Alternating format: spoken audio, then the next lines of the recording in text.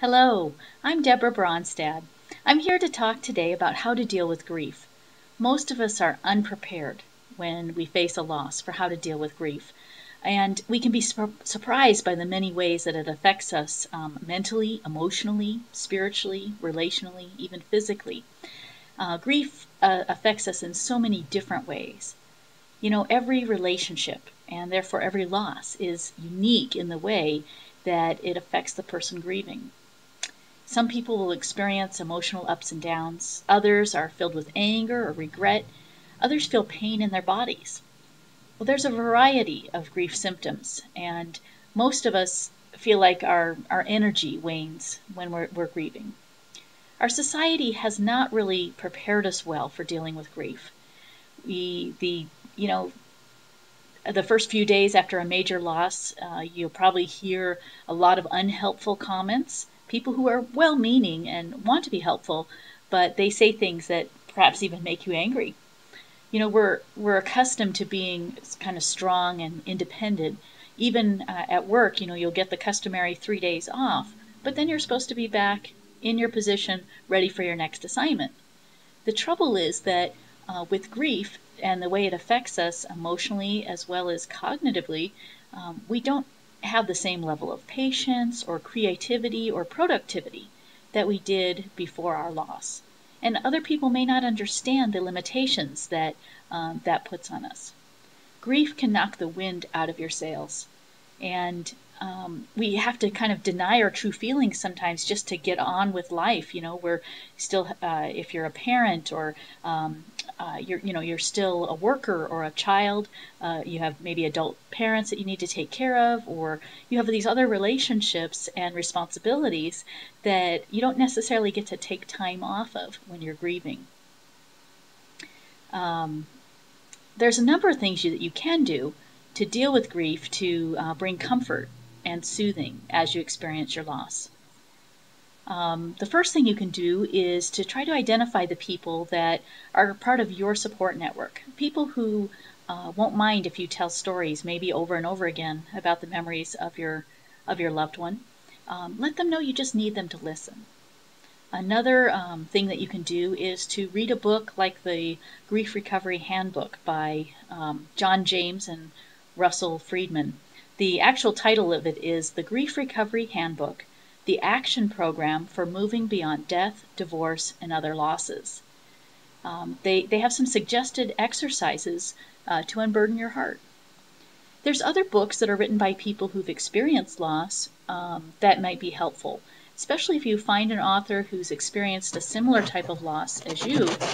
Let's say you're dealing with the death of a spouse, and you find somebody who's written about what that was like for them to lose a spouse. And what it helps is to normalize some of the feelings that you're experiencing. And you find out that you're not alone. And even if you feel like you're going crazy, you find out that other people who've walked through that same kind of experience have felt the same way. To deal with some of the physical symptoms, you can get a massage. One of the things that most people don't realize when they're grieving is how much the muscles of the body hold on to the emotion that's not being processed. It's just so overwhelming, and it can just create some tension in your body. I'd recommend that you find a good massage therapist who you feel comfortable enough with that you can cry on their table, and that as some of that tension's released, you can also relieve some of the emotional burden as well.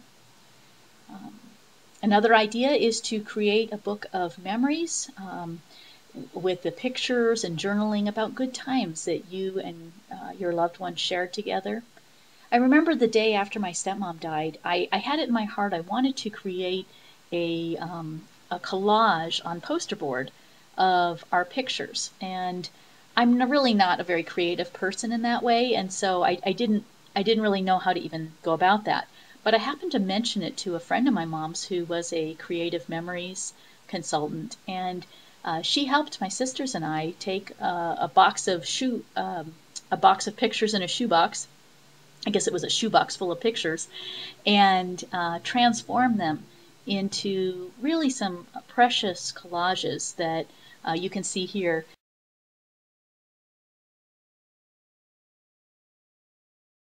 that we were able to share with our friends and family at the memorial service. You can also journal each day about your feelings. Oftentimes, because of just the daily things that you have to get through, whether it's at work or other responsibilities, those feelings can get kind of pushed off to the side. And so what I'd encourage you to do is to journal. Just write in a journal about what you were feeling that day, maybe what memories came up, and give yourself at least 20 minutes a day, more if you have it, to let yourself feel those feelings, express them, and get them out from inside of you onto paper. You can also use music to express your feelings. If you already know how to play an instrument, that's great. You can create your own song that matches your mood.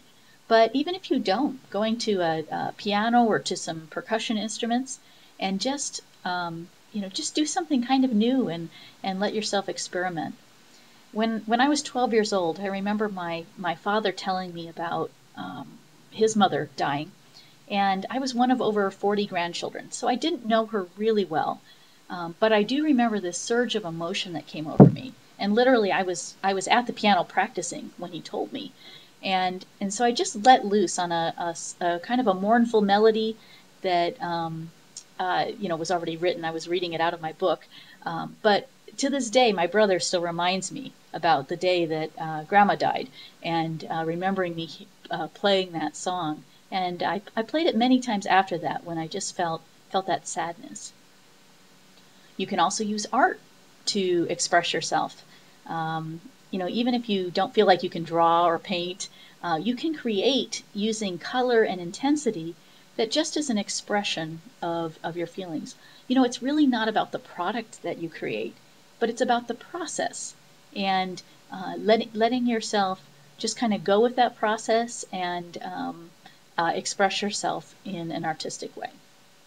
You could also, join a class if that would be helpful to you, and it would help as you took that class, let's say in art or music or dance or whatever it is, that you would also be with other people, and that helps to avoid some of the isolation that's pretty common when we're grieving. You could join a grief support group. Often your local hospice center will have groups that you can join. There's also, I'll be hosting some grief recovery workshops in San Luis Obispo County, where we'll take the specific steps necessary to complete your grief. We'll talk about some of the myths around grief and what hinders our ability to heal, but it won't be just a class about grief, but we'll actually be processing that grief in that course. So give me a call. My number is 805-242-3569, and I'll repeat that at the end of this video. But I can tell you more about when our next grief recovery group is starting. And another idea, if there's not a group that's running right now, I also do one-on-one grief recovery work with people. And we actually take the steps that are in the Grief Recovery Handbook and walk through them together. And it's about an 8 or 10 or 12-week process. Really just depends on how you work through that grief, and maybe sometimes there's other grieving experiences in your life that didn't get completed. And anyway, we'll work through those, but you can call me about that too. So, today I just wanted to share with you a little bit about what you can do to deal with grief. And if you have other ideas, I'd be happy to hear about them. I'd encourage you to go to our Facebook page, which is, when you're logged into Facebook, look up Stages of Grief Recovery, and let us know other ideas you have for dealing with grief, or if you've tried any of these and how they work for you. I look forward to hearing from you. Again, I'm Deborah Bronstad. My number is 805-242-3569, and you can also find me at my website, www.Stagesofgrief-Recovery.com.